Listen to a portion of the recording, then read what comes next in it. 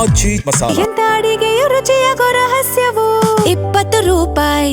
ಇದರ ಜೊತೆಗೆ ಇನ್ನೊಂದು ವಿಚಾರ ಇದೆ. ಬಿಜೆಪಿ ಕಚೇರಿಗೆ ಮುಖ್ಯಮಂತ್ರಿಗಳು ಹೋಗಿದ್ದು ಏನ್ ಮೆಸೇಜ್ ಪಾಸ್ ಮಾಡೋದಕ್ಕೆ? ಮಾಜಿ ಸಚಿವರಾದಂತ ಬಿಸಿ ನಾಗೇಶ್ ಅವರ ಅಂತಿಮ ದರ್ಶನಕ್ಕೆ ಅಂತೇಳಿ ಬಿಜೆಪಿ ಕಚೇರಿಗೆ ಹೋಗಿದ್ರು. ರಾಜಕೀಯವನ್ನ ಬದಿಗೊತ್ತಿ ಬಿಜೆಪಿ ಕಚೇರಿಗೆ ಹೋಗಿ ಬಂದಿದ್ರು ಸಿಎಂ ಡಿಕೆ ಅವರು. ಸಿಎಂ ಡಿಕೆಶಿ ಅವರ ನಡೆಗೆ ಬಿಜೆಪಿ ಕಾಂಗ್ರೆಸ್ ಇಬ್ಬರು ನಾಯಕರಿಗೆ ಒಂದು ರೀತಿ ಶಾಕ್ ಆಗಿದೆ. ಯಾರು ಕೂಡ ಮುಖ್ಯಮಂತ್ರಿ ಡಿ ಕೆ ಶಿವಕುಮಾರ್ ಅವರು ಬಿಜೆಪಿ ಕಚೇರಿಗೆ ಬರ್ತಾರೆ ಅಂತ ಊಹೆ ಕೂಡ ಮಾಡಿರಲಿಲ್ಲ.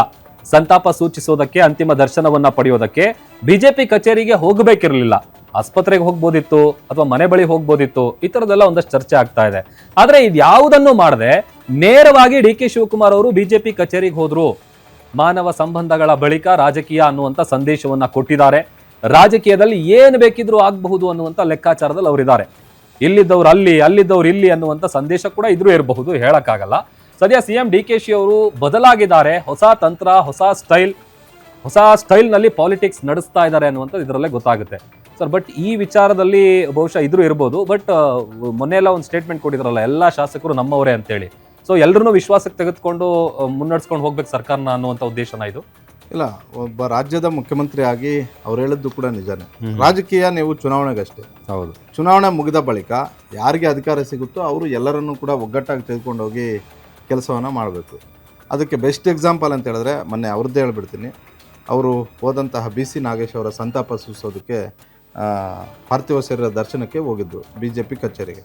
ನಾನು ಮುಖ್ಯಮಂತ್ರಿಗಳು ಹೋಗಿದ್ದು ತಪ್ಪು ಅಂತ ಅಂತಿಲ್ಲ. ಕೆಲವ್ರಿಗೆ ಅದು ತಪ್ಪಾಗಿ ಕಾಣಿಸಿರ್ಬೋದು, ಅದು ಅವರವರ ವಿವೇಚನೆಗೆ ಬಿಟ್ಟಿದ್ದು. ಆದರೆ ಎಲ್ಲಿಗೆ ಹೋದ್ರು, ಯಾಕೆ ಹೋದ್ರು, ಈ ಚರ್ಚೆಗಳಾಗ್ತಾ ಇರೋದು ನಿಜ.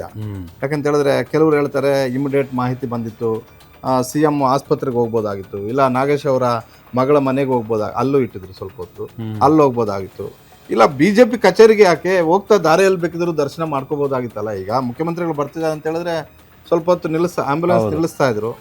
ಆದರೆ ನಮ್ಮ ಮುಖ್ಯಮಂತ್ರಿಗಳು ನೇರವಾಗಿ ಬಿಜೆಪಿ ಕಚೇರಿಗೆ ಹೋಗಿ ಏನು ಸಂದೇಶ ಕೊಟ್ಟರು ಅನ್ನೋದು ಕೆಲವರು ಚರ್ಚೆ ಮಾಡ್ತಾರೆ. ಇದು ವಿಧಾನಸೌಧ ಪಡಸಾಲೆಯಲ್ಲೂ ಕೂಡ ಆಗ್ತಿದೆ, ಕಾಂಗ್ರೆಸ್ನ ವಲಯದಲ್ಲೂ ಆಗ್ತಿದೆ, ಬಿಜೆಪಿ ವಲಯದಲ್ಲೂ ಕೂಡ ಆಗ್ತಿದೆ.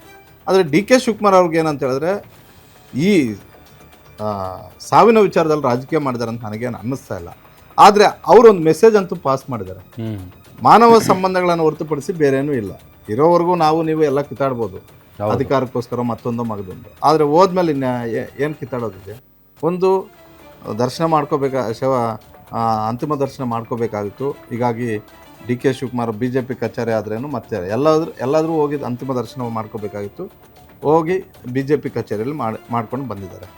ಇದರ ಮುಖೇನ ನಾನು ಮೊದಲು ಮಾನವ ಸಂಬಂಧಗಳಿಗೆ ಹೆಚ್ಚು ಗೌರವ ಕೊಡ್ತೀನಿ ಅನ್ನೋದು ಒಂದು ಸಂದೇಶ. ಮತ್ತೊಂದು ಏನಂತ ಹೇಳಿದ್ರೆ, ನನಗೆ ಯಾವ ರಾಜಕೀಯನೂ ಕೂಡ ಬೇಕಾಗಿಲ್ಲ. ಸದ್ಯಕ್ಕೆ ರಾಜ್ಯದಲ್ಲಿ ನನ್ನ ಟಾರ್ಗೆಟು ಮುಂದೆ 2028. ಅದು ಬಿ ಜೆ ಪಿನೋ ಕಾಂಗ್ರೆಸ್ಸೋ ಜೆ ಡಿ ಎಸ್ಸೋ ಶಾಸಕರು ಅನ್ನೋದಕ್ಕಿಂತಲೂ ಕೂಡ ಎಲ್ಲರೂ ಕೂಡ ನಮ್ಮವರೇ. ಆ ನಿಟ್ಟಿನಲ್ಲಿ ನಾನು ಡೆವಲಪ್ಮೆಂಟ್ ಕೆಲಸ ಮಾಡಿ, ಅಭಿವೃದ್ಧಿಯ ಕೆಲಸಗಳನ್ನು ಮಾಡಿ 2028ಕ್ಕೆ, ಯಾಕಂತ ಹೇಳಿದ್ರೆ ಇನ್ಮೇಲೆ ಇನ್ನೊಂದು 6 ತಿಂಗಳು ಆದಮೇಲೆ ಶುರುವಾಗುತ್ತೆ. ಎಲ್ಲಿ ಯಾವ ಪಕ್ಷದ ಅಲೆ ಇರುತ್ತೋ ಆ ಕಡೆ ಕೆಲವರು ಹೋಗ್ತಾರೆ. ನಾನು ಎಲ್ಲರೂ ಹೋಗ್ತಾರೆ ಅಂತ ಹೇಳೋದಿಲ್ಲ. ಆದರೆ ಕೆಲವು ಶಾಸಕರಂತೂ ದಡ ಸೇರೋ ಯಾವ ಪಕ್ಷದ ಅಡುಗು ದಡ ಸೇರುತ್ತೋ ಆ ಅಡುಗಿಗೆ ಜಂಪ್ ಮಾಡೋಣ ಅನ್ನುವಂಥ ಲೆಕ್ಕಾಚಾರದಲ್ಲಿ ರಾಜಕೀಯ ಮಾಡ್ತಾರೆ. ಅಂಥವರನ್ನು ಹಲವು ನಾಯಕರುಗಳು ಗುರುತಿಸಿ ಸೆಳ್ಕೊಳ್ಳುವಂಥ ಒಂದು ಕೆಲಸವನ್ನು ಕೂಡ ಮಾಡ್ತಾರೆ. ಡಿ ಕೆ ಶಿವಕುಮಾರ್ ಅದರಲ್ಲಿ ನಿಸ್ಸಿಮ್ರು, ಅದರಲ್ಲೇನು ಡೌಟ್ ಇಲ್ಲ. ಬೇರೆ ಬೇರೆ ಪಕ್ಷಗಳಿಂದ ಕರೆತಂದು ಇಲ್ಲಿ MLA ಮಾಡಿದ್ರು, ಅವ್ರನ್ನ ಮಿನಿಸ್ಟ್ರುಗಳು ಮಾಡ್ಕೊಂಡಿದ್ದಾರೆ. ಮೊನ್ನೆ ಅವರೇ ಹೇಳ್ತಿದ್ರು ವಿಧಾನಸಭೆಯಲ್ಲಿ ಸುಮಾರು 10-12 ಜನ ಹೊರಗಡೆಯಿಂದ ಬಂದಿದ್ದವ್ರನ್ನೇ ಮಿನಿಸ್ಟ್ರು ಮಾಡ್ಕೊಂಡಿದ್ದೀನಿ ಅಂತ. ಈಗ ಚಲುವರಾಯಸ್ವಾಮಿ, ಬಾಲಕೃಷ್ಣ ಸೇರಿದಂತೆ ಹಲವರು ಹೊರಗಡೆಯಿಂದ ಬಂದಂಥವರೇ ಮಿನಿಸ್ಟ್ರುಗಳು ಕೂಡ ಆಗಿರೋದು. ಹೀಗಾಗಿ ಇದು 2 ಮೆಸೇಜ್ ಇರ್ಬೋದು. ಒಂದು, ನಾನು ಮಾನವ ಸಂಬಂಧಗಳಿಗೆ ಹೆಚ್ಚು ಬೆಲೆ ಕೊಡ್ತೀನಿ ಅಂತ. ಈ ಬಿಜೆಪಿ ಕಚೇರಿಗೆ ಹೋಗಿದ್ದು ಬಿಜೆಪಿ ಕಾರ್ಯಕರ್ತರಿಗೆ ಏನು ಸಂದೇಶ ರವಾನೆ ಮಾಡಿರ್ಬೋದು, ಡಿ ಕೆ ಶಿವಕುಮಾರ್ ಅವ್ರ ಬಗ್ಗೆ, RSS ಅವ್ರಿಗೆ ಏನು ಸಂದೇಶ ರವಾನೆ ಮಾಡಿರ್ಬೋದು, ಒಬ್ಬ ಮುಖ್ಯಮಂತ್ರಿ ಬಿಡಪ್ಪ, ನಮ್ಮ ಕಚೇರಿಗೆ ಬಂದಿದ್ದ, ನಮ್ಮ ಮಾಜಿ ಶಾಸಕರು ಇದ್ದಾಗ ನಮ್ಮ ಕಚೇರಿಗೆ ಬಂದು ಅವರು ಗೌರವ ಕೊಟ್ಟು ಸಂತಾಪ ಸೂಚಿಸೋದ್ರು. ಇದಕ್ಕಿಂತ ಬೇರೆ ಏನು ಬೇಕು? ನೀವು ಸಿದ್ದರಾಮಯ್ಯ ಅವ್ರನ್ನ ಬೇರೆ ಯಾರನ್ನೋ ನೋಡೋದು ಬೇರೆ ದೃಷ್ಟಿಕೋನ ಆಗುತ್ತೆ, ಡಿ ಕೆ ಶಿವಕುಮಾರ್ ಅವ್ರು ನೋಡುವಂತಹ ದೃಷ್ಟಿಕೋನ ಬೇರೆ ಆಗುತ್ತೆ. ಸಿದ್ದರಾಮಯ್ಯ ಮತ್ತು ಡಿ ಕೆ ಶಿವಕುಮಾರ್ ಅವ್ರು ನಾವು ಯಾವುದರಲ್ಲಿ ಸ್ವಲ್ಪ ಹೆಚ್ಚು ಕಡಿಮೆ ನೋಡ್ಬೋದು ಅಂತ ಹೇಳಿದ್ರೆ, ಒಂದು ಹಿಂದುತ್ವ ಮತ್ತು RSS ವಿಚಾರಗಳು ಬಂದಾಗ, ಹಿಂದುತ್ವ RSS ವಿಚಾರಗಳು ಬಂದಾಗ ಸಿದ್ದರಾಮಯ್ಯ ಯಾವುದೇ ಕಾರಣಕ್ಕೂ ಕಾಂಪ್ರಮೈಸ್ ಆಗ್ತಿರ್ಲಿಲ್ಲ. BK ಹರಿಪ್ರಸಾದ್ ಯಾವುದೇ ಕಾರಣಕ್ಕೂ ಕಾಂಪ್ರಮೈಸ್ ಆಗಲ್ಲ, ಪ್ರಿಯಾಂಕರ್ಗೆ ಕಾಂಪ್ರಮೈಸ್ ಆಗೋದಿಲ್ಲ. ಅದೇ ರೀತಿ ಈಗ ಯತೀಂದ್ರ ಅವರು ಕೂಡ ಸಿದ್ದರಾಮಯ್ಯ ಅವ್ರ ದಾರಿಯಲ್ಲಿ ಇದ್ದಾರೆ. ಆದರೆ ಡಿ ಕೆ ಶಿವಕುಮಾರ್ ಅವ್ರಿಗೆ ಭಾಳ ಚೆನ್ನಾಗಿ ಗೊತ್ತು, ಇವ್ರು ಯಾರ ಮೇಲೂ ಕೂಡ ಟಾರ್ಗೆಟ್ ಇಲ್ಲ. ಸಾರಿ, ಇವ್ರ ಜೊತೆಗೆ ಬಿ ಕೆ ಹರಿಪ್ರಸಾದ್ ಅವ್ರಿಗೂ ಟಾರ್ಗೆಟ್ ಇದೆ 2028, ನಾನಿಲ್ಲ ಅಂತ ಹೇಳ್ತಿಲ್ಲ.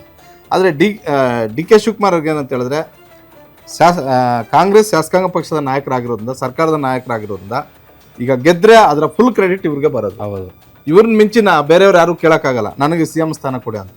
ಆಮೇಲೆ 2 ವರ್ಷನೋ 3 ವರ್ಷನೋ ಅದು ಬೇರೆ ವಿಚಾರ. ಆದರೆ ಡಿ ಕೆ ಶಿವಕುಮಾರ್ ಇನ್ನು 5 ವರ್ಷಗಳ ಟಾರ್ಗೆಟ್ ಇಟ್ಕೊಂಡಿದ್ದಾರೆ. 2028 ಗೆದ್ದರೆ ನಾನೇ ಮುಖ್ಯಮಂತ್ರಿ. ಹೀಗಾಗಿ ಆ ಗೆಲ್ಲೋದಕ್ಕೆ ಏನು ತಂತ್ರಗಾರಿಕೆ ಮಾಡಬೇಕು.